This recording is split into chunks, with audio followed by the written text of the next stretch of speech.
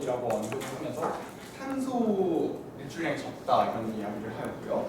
하지만 저희는 이제 원전이 그런 친환경성에 대응할 굉장히 위험한 발전 방식이고 이것이 실제로 폭발했을 때 문제점이 매우 크고 또한 폭발하지 않았더라도 핵폐기물 처리에 있어서 굉장히 큰 문제가 있다는 것을 말씀드리고 싶은데요. 지금 핵폐기물을 어떻게 처리하고 있는지 혹시 아십니까? 아직 관계사에 정확히 마련되어 있지 않다는 것을 예. 그래서 저희가 찾아본 바에 따르면 심지층 처분 방식을 사용하고 있고요. 이것은 지금 스웨덴 환경단체에서 제시하기로 그 구리 용기에 사용 후 핵 연료를 담아서 500m 안반층에 처분을 하는 방식입니다. 근데 이제 여기 사용 후 핵연료에서 열이 나오는데 이 산소가 없는 상태에서도 구리를 부식시켜서 방사성 물질이 계속 유출될 수 있다. 수백 년 만에. 이런 제시가 있습니다. 그럼 이것에 대한 것으로 보고도 여전히 에너지가 친환경적이라고 생각하십니까? 어떤 에너지가 친환경적이다라는 말을 쓰기 위해서는 다른 에너지원에 있는 친환경적이다라는 자료가 있어야 된다고 생각을 하는데요. 물론 좋은 자료 제시해 주신 것 감사합니다. 원자력 발전이 탄소 배출에 가능성이 있는 건 맞죠. 하지만 수력 발전 같은 경우에도 충분히 환경에 문제가 있을 수 있고 어떤 신재생 에너지도 문제는 존재합니다. 하지만 저희가 환경 친화적이라는 단어를 쓰는 이유는 석탄, 석유와 같은 화석 연료 그리고 다른 것에 비해서도 환경 친화적인 상대적인 이점에 대해서 말씀드리는 것이기 때문에 반대 측에서는 원자력 발전이 환경 친화적이지 않다라는 주장을 하기 위해서는 다른 에너지원에 비해서 환경 친화적이지 않다를 말씀해 주셨으면 감사하겠습니다. 그러면 혹시 시간이 흘러서 그 미래에서 계속 원자력 발전을 사용하시는 것에 대해 긍정적으로 보고 계시잖아요. 네, 그러면 아까 제가 입론할 때 언급했던 원전 쓰레기가 지속적으로 쌓여갈 것에 대해서는 생각해 보셨나요? 네, 그래서 원전 쓰레기가 쌓여가는 문제가 있긴 하지만 그것은 충분히 원자력 발전의 재처리 기술로 해결 가능하다는 자료를 찾았습니다. 그러니까 재처리 기술이라는 것은 쓰레기를 다시 한번 처리를 하면 원자력 발전의 우라늄은 한정되어 있지만 앞으로도 계속 생산을 해 나갈 수 있다는 것이 재처리 기술인데요. 물론 테러의 위협이나 이런 것으로 인해서 현재는 잘 시행되고 있지 않으나 그것은 정부 간의 합의를 통해서 해결을 한다면 충분히 쓰레기 문제를 해결할 수 있습니다.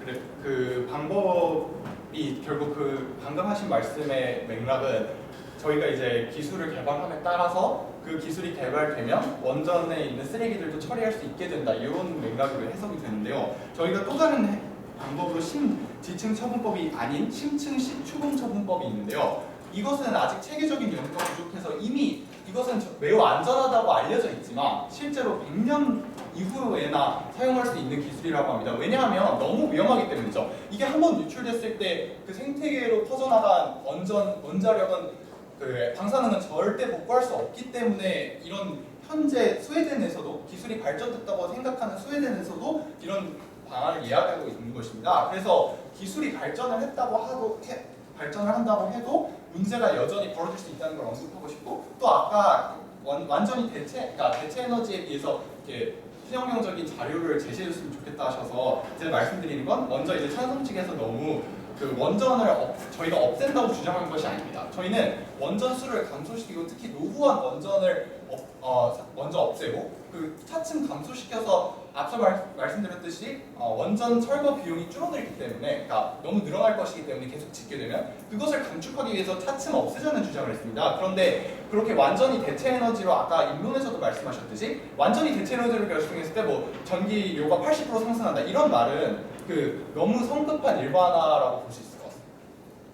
그렇다면 방금 말씀해주신 것도 일리가 있는데 그 100년 뒤에 폐기 처분 비용까지 말씀을 해주셨는데 그렇다면 그것까지 생각할 필요 없이 혹시 지금 당장 그 원자력 발전을 감축시키면서 늘어나는 전기료 인상에 대해서는 어떻게 측정하고 계신지 궁금합니다. 지금 제가 측정을 자료가 있으신지. 저희가 네. 저희가 이제 아까 말씀드린 자료를 다시 돌아가게 될 것 같은데요. 저희가 아까 처음에 말씀드린 자료에서 보시면 그 에너지 경제연구원이 계산한 자료들은 그 원자력이 석탄과 액화 천연가스에 비해서 훨씬 액수가 높다 나왔고 이것에 대해서 찬성 측이 다른 자료를 제시한 것은 위험 비용을 고려하지 않았기 때문이라고 언급하셨습니다. 그런데 저희가 일단 첫 번째로 말씀드리고 싶은 건 위험 비용을 고려하지 않고 계산한 자료가 과연 올바른 자료를 할 수 있을까요? 위험이 일어나지 않는다고 가정한 상태에서 에너지를 만들어내는데 비용이 얼마 든다라고 해서 그것이 진짜로 그 에너지를 우리가 사용하는 사람들 입장에서 그 돈을 믿고 그 돈으로 신뢰할 수 있을까라는 것이 의문이고, 또한 이제 저희가 찾은 자료는 그 자료 집에 따르면 찬성 측에서 제시한 그 단가 계산은 정부가 지원하는 보조금과 국민이 부담하는 위험 회피 비용을 고려하지 않고 누락시킨 자료라고 말을 한 적이 있습니다. 네, 근데 저희가 말씀드리고 싶은 것은 만약에 원전 위험 비용을 고려하지 않았을 때 반대 측에서 자료를 제시해줬지만 그때도 화석 연료에 비해서만 단가가 쌀 뿐이지 태양광이나 이런 예. 신재생 에너지에 비해서는 비싸다는 것을 말씀드리고 싶으며, 여전히 화석 연료는 줄여가야 하는 상황에서 원자력 발전은 경제적인 발전 방식이라고 말씀을 드리고 싶고요. 한번 짚고 넘어가고 싶은 게 있는데요. 계속 이제 현재 에너지 부담하는 거 굉장히 중요하죠. 우리가 현재 먹고 살아야 하는 거니까. 하지만 그거를 지금 당장 멈추자는 게 아니고 감소시켜 나가면서 다른 비용을 미래를 위해서 지금 계속 말씀하시고 계시는 대체 에너지를 위해서 투자하자는 이야기거든요. 그럼 저희가 여쭈어보고 싶은 것은, 그러니까 완전히 지금 이 시점부터 원자력 발전을 폐기하고 다른 원전으로 대체했을 때가 아니라 지금부터 서서히 줄여나가도 전기료가 인상될 수 있다는 걸 알고 계십니까? 네, 알겠습니다. 어느 정도 인상될까요? 제시해 주십시오. 지금 저희가 찾은 바에 따르면 총 50% 정도가 인상될 거라고 하는데요. 국내 전기요금은 OECD 대비 가정용 약 70%, 산업용 80% 정도 싼 상황에서 국민들은 아직도 전기료가 싸다는 인상을 하지 못하고 있습니다.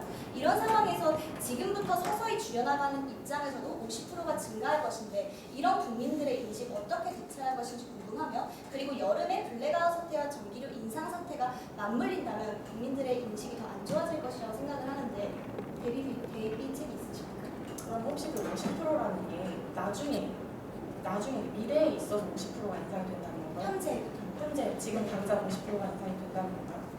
그렇다면 그럼 이 국민들의 인식을 먼저 말씀해 주셔서 그 얘기를 하면, 그 국민들이 그러면 원전을 증가시키는 것에 대해서는 굉장히 찬성하고 있다고 생각하십니까? 네, 저희가 찾은 조사에 따르면 87.1%의 국민들은 원자력 발전이 필요하다고 말하고 있습니다. 네, 87.1%가 필요하다고 말하지만 그 지역 내에서는 87.1%보다 높은 사람들이 원자력 발전을 반대하고 있습니다. 그 이유는 저희가 말씀드렸듯이 앞에서 한수원에서 2017년 제시한 자료에 따르면 에너지가 분명히 지원을 해줬음에도 불구하고 자신들이 얻는 경제적 이익이 없고, 또 그것으로부터 너무 위험하다는 인식을 지울 수가 없어서 그런 것입니다. 그런데 이제 87.1%라는 전 국민의 수치가 원자력 발전을 원한다라고 해서 그것이 이 원자력을 발전소를 무한정 증가시키는 것에 동의하는 것은 아니에요. 왜냐하면 우리나라 국민들은 지금 문재인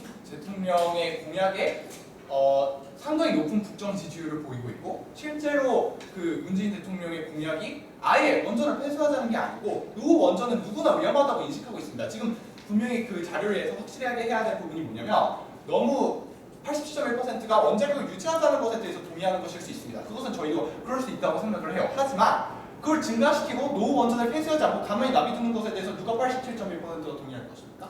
근데 저희가 사회적 갈등 비용에 대해서 계속 말씀하고 예? 계시는데요.